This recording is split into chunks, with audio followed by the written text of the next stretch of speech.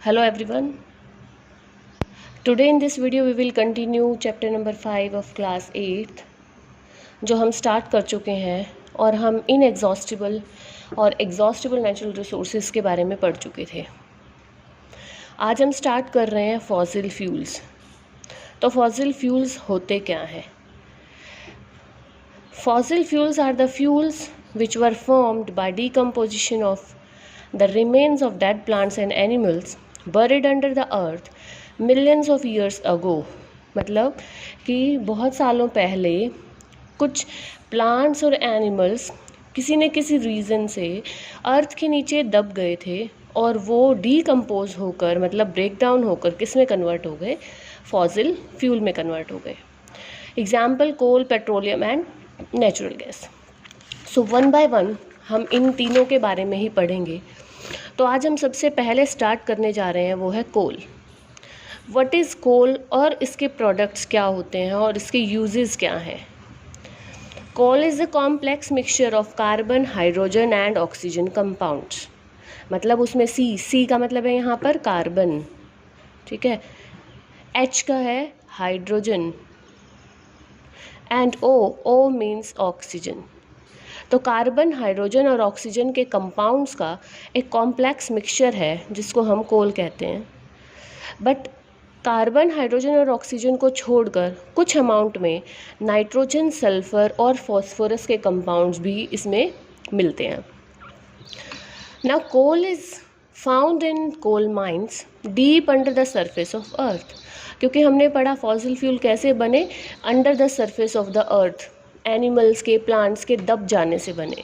तो coal mines मतलब अर्थ को डिगिंग करके, खोद कर वहाँ से कोल माइंस के थ्रू कोल को निकाल लिया जाता है। कोल माइंस का मतलब है खदान, कि कोल जो है वो कोयले की खदानों से निकाला जाता है। Now how it is formed, कैसे बनता है?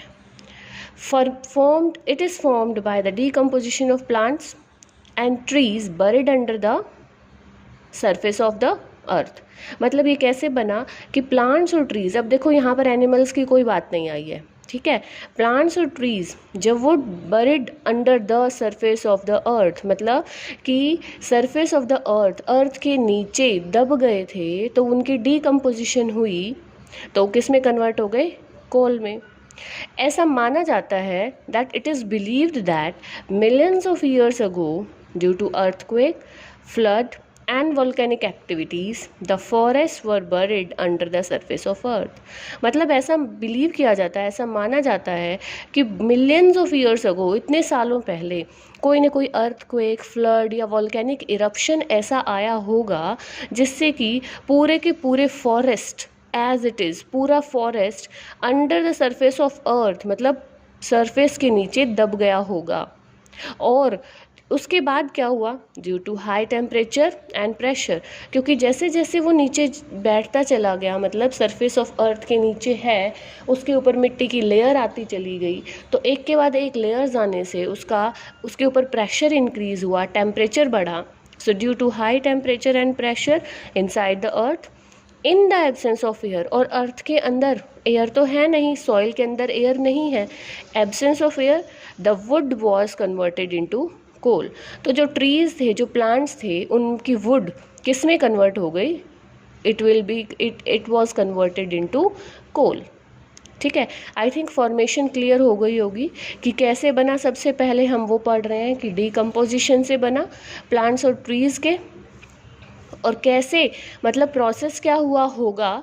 इट इज़ बिलीव्ड दैट कि कुछ सालों पहले, मिलियंस ऑफ ईयर्स ऑफ अगो, तो वहाँ पर क्या हुआ, क्योंकि अर्थक्वेक, वॉल्केनिक इरप्शन या कोई फ्लड आने की वजह से पूरे के पूरे फॉरेस्ट अर्थ के नीचे दब गए, और टेम्परेचर और प्रेशर ज़्यादा होने की वजह से, एयर की एब्सेंस होने की वजह से वुड किस में कन्वर्ट हो गई? कोल में कन्वर्ट हो गई, ठीक है। Now what is carbonization? Carbonization क्या होती है? It is the process, the slow chemical process of conversion of wood into coal. मतलब एक स्लो केमिकल प्रोसेस है जिसमें कि वुड कोल में कन्वर्ट हो रही है। इस प्रोसेस को हम क्या कहते हैं? कार्बनाइजेशन बोलते हैं। तो आज हमने इतना पढ़ा कि कोल क्या होता है और कोल की फॉर्मेशन कैसे होती है। नेक्स्ट वीडियो में हम इसके कोल के टाइप्स पढ़ेंगे।